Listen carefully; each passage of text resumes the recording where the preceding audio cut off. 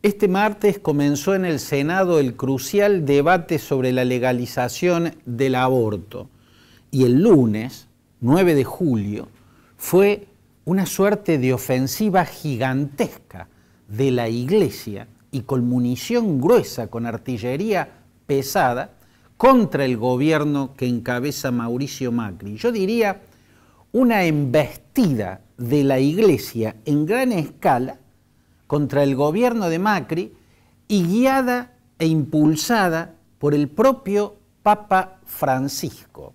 Citando a Saddam Hussein cuando le buscó un nombre a la guerra que iba a librar contra la coalición internacional que encabezaba Estados Unidos para defender lo que acababa de conquistar el emirato vecino de Kuwait.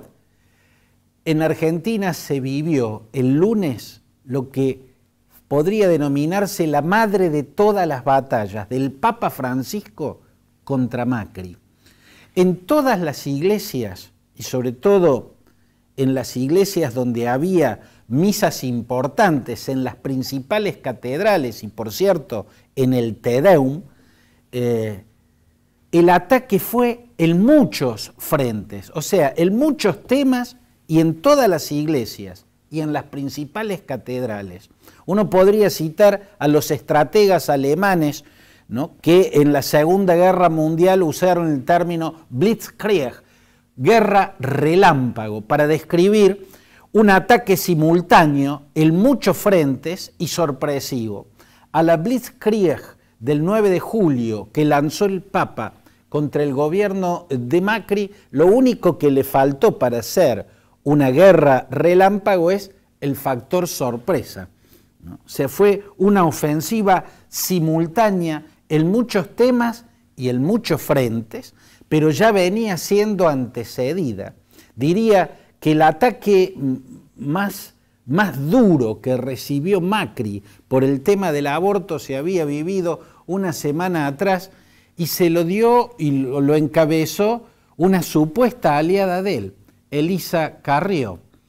Elisa Carrió dijo de Macri lo peor que se puede decir de Macri.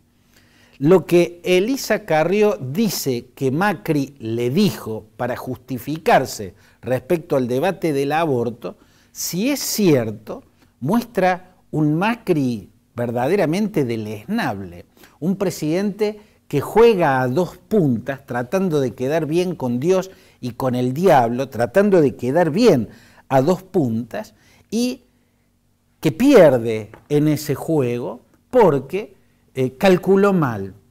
Dice Elisa Carrió que Macri le dijo que él impulsó el debate sobre el aborto, que él habilitó el tratamiento parlamentario de la legalización del aborto porque le habían dicho que ganaba el no de punta a punta y fácilmente, y después resulta que no era tan fácil ese triunfo. De hecho, en la Cámara de Diputados ganó el sí a la legalización del aborto. Bueno, si de verdad Macri hizo eso, si es cierto lo que Carrió dice que Macri le dijo, y si Macri lo dijo sintiéndolo de verdad, porque en una de esas se lo dijo para sacársela de encima o para calmarla, entonces Macri es un inescrupuloso, un oportunista, que además calcula mal, además es como táctico y como estratego un negligente,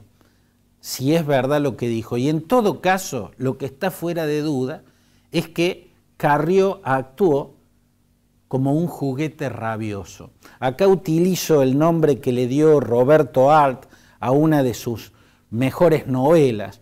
El juguete rabioso tiene por personaje a Silvio Astier, y lo que hace Silvio Astier es una traición incomprensible. Silvio Astier es el juguete rabioso porque ataca al último que tenía razones para atacar. Eso hizo Elisa Carrió, porque hizo la peor descripción de Macri. Describió un Macri oportunista, describió un Macri inescrupuloso, describió un Macri que juega a dos puntas y que para colmo por negligente le sale mal esa jugada. El hecho es que en ese ataque de Scarrio empezó la ofensiva que yo creo que no puede no ser atribuida al Papa, porque en todos los discursos del 9 de julio, el más significativo fue el del arzobispo de La Plata. Víctor Fernández, en su homilía, llegó a reclamarle a Macri que si la ley sale aprobada en el Senado, la vete. O sea, le exigió a Macri vetar la legalización del aborto si eso es lo que se impone en el debate que ha comenzado este martes. ¿Usted se imagina que un presidente que veta una ley cuyo tratamiento él mismo habilitó es un presidente que está suicidándose políticamente? Es un presidente que está asesinando su propio liderazgo. Y eso le exigió Víctor Fernández. Y Víctor Fernández, el arzobispo de La Plata, es uno de los más estrechos allegados al Papa Francisco. Por lo tanto, si el arzobispo de La Plata le reclamó al presidente que vete la legalización del aborto si esa ley finalmente sale aprobada, es el Papa el que le está diciendo eso. Y si el Papa le está diciendo eso, el Papa le está dando una opción de hierro, lo está poniendo entre la espada y la pared. Y esa opción de hierro no tiene una salida venturosa, esa opción de hierro es: te ofrezco o la muerte súbita o la muerte lenta, pudiendo llegar hasta el final de su mandato.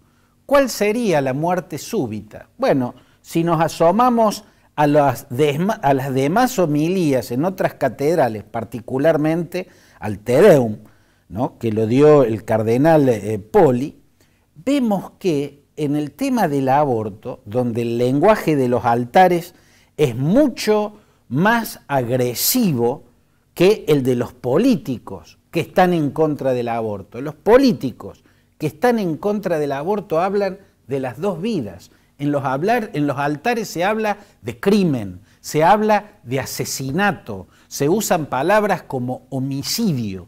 Esos términos no lo usan, por lo menos el grueso de los legisladores y los políticos en general que están a favor del aborto. Bueno, homicidio, crimen, asesinato, son palabras que retumbaron en todas las catedrales argentinas el lunes, pero retumbaron, como en el mensaje de Monseñor Poli, mezcladas con pronunciamientos políticos.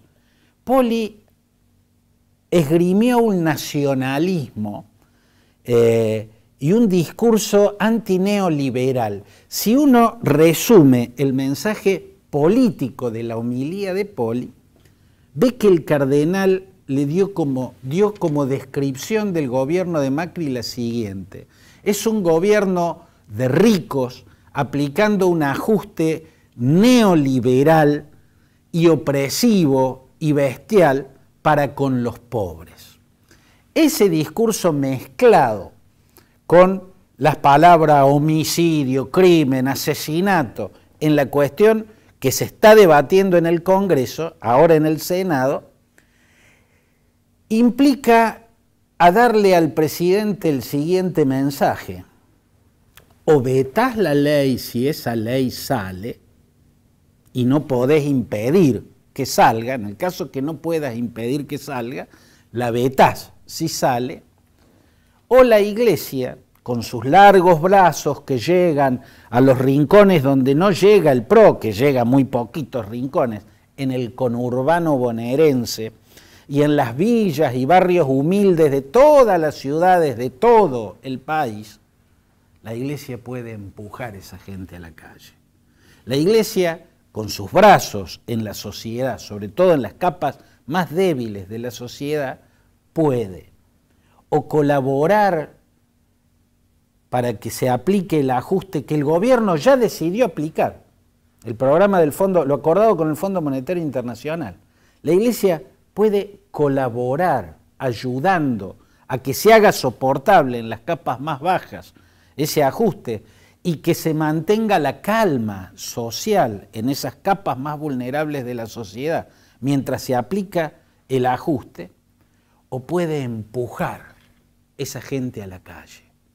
Ahí estaría la muerte súbita de Macri. La otra muerte es la muerte lenta. Hasta acá Macri, más allá de lo que dice en los hechos, ha operado para que la ley salga, para que la legalización se apruebe en el Senado, así como se aprobó en la Cámara de Diputados. Con esta embestida encabezada por el Papa Francisco, queda en una disyuntiva, donde no hay escapatoria, ¿no? O pierde también este debate, como está perdiendo el debate en la economía, y su ya de por sí muy debilitado liderazgo como presidente se esfuma directamente y solo puede languidecer en la Casa Rosada hasta que llegue la próxima elección y se cumpla el recambio tal cual lo establece la Constitución, o puede haber un gigantesco estallido social que lo haga caer antes de tiempo y en la presidencia quede Gabriela Michetti, que es una católica antiabortista que se ha pronunciado en términos muy, muy duros en favor de su propia posición. El Papa está demostrando que en su país es un caudillo político. Esto no es una crítica, no es un cuestión. Yo estoy describiendo. Un poco me remito a Unamuno cuando en medio de un debate le explicó a un agresivo contendiente: si te digo tonto, no te estoy insultando, te estoy describiendo. Acá yo no estoy haciendo más que describir, incluso sin llamar tonto a nadie, ¿no? Salvo que para el Papa sea un insulto ser catalogado como un caudillo. Pero creo que objetivamente el Papa está haciendo caudillismo político dentro de su país. ¿Por qué? ¿Por qué jugar tan fuerte? Bueno, más allá de las razones personales, puede haber otras que tienen que ver con el mundo. Al caudillismo político que muestra el Papa Francisco en el escenario de su propio país tiene que ver, por un lado, desde mi punto de vista, su propia naturaleza, y por otro lado, factores internacionales que hacen que a esta batalla del debate sobre el aborto en su país sienta que no la puede perder. Y yo diría que el factor internacional principal es Irlanda. En Irlanda, que es un país inmensamente católico, es, junto a Polonia y junto a Italia, el país más católico de Europa. Hemos puesto ejemplos que muestran ese catolicismo como rasgo de identidad nacional, por caso que el máximo símbolo nacional sea la cruz celta, una cruz, y el trébol, porque era lo que usaba San Patricio para explicar a los isleños la Santísima Trinidad, ¿no? Que Irlanda, un país de tanta vocación católica, un país donde hasta el terrorismo era ultracatólico, el Irish Republican Army, o Ejército Republicano Irlandés, ¿no? Tanto en el resto de Irlanda como en los 6 condados de Irlanda del Norte, conocido como el Ulster, el IRA era una guerrilla republicana y católica. El Sinn Féin, que era el partido de los nacionalistas irlandeses, tanto en el resto de Irlanda como en los 6 condados del norte, en el Ulster o Irlanda del Norte, el Sinn Féin era un partido republicano católico, significa en la lengua antigua irlandesa nosotros mismos. En Irlanda en el 2015 se impuso en un referéndum con votación abrumadora de la gente el matrimonio igualitario. En Irlanda este año, también por votación abrumadora de los irlandeses, se impuso en referéndum la legalización del aborto. Y el actual primer ministro irlandés, Leo Varadkar, es descendiente de un inmigrante indio que se casó con una católica irlandesa y es homosexual. Es el primer jefe de gobierno irlandés declarado públicamente homosexual. Yo creo que esta suma hace que Irlanda se haya vuelto una suerte de contrapropaganda con respecto a la influencia de la Iglesia en las sociedades. Si no pudo influir en el 2015 en el referéndum sobre el matrimonio igualitario, ahora sobre el referéndum que legalizó el aborto, y además tiene, y adorado y con un índice de popularidad gigantesco, a un primer ministro homosexual como Leo Varadkar, bueno, entonces, al menos para la visión del Papa, esto es una muestra de debilidad inadmisible. Y creo que es uno de los factores que explica por qué, hasta yo llamaría virulencia, esto que está mostrando el Papa y su Iglesia en la Argentina. Quiero cerrar esta página haciéndole una invitación. En la sede de la Universidad Siglo XXI en Nueva Córdoba, o sea, en Ituzaingó 484, el miércoles 18, o sea, el próximo miércoles, el de la semana que viene, a las 18 horas voy a dictar, en calidad de profesor y mentor de Ciencias Políticas en la universidad, voy a dictar una cátedra abierta. Esta cátedra abierta es para alumnos de la universidad, pero también abierta al público. Va a ser en el auditorio de la sede de la Universidad Siglo XXI, en la calle Ituzaingó 484, el Nueva Córdoba, a media cuadra del Boulevard Ilia. Es con entrada libre y gratuita el próximo miércoles a las 18 horas. Lo espero ahí.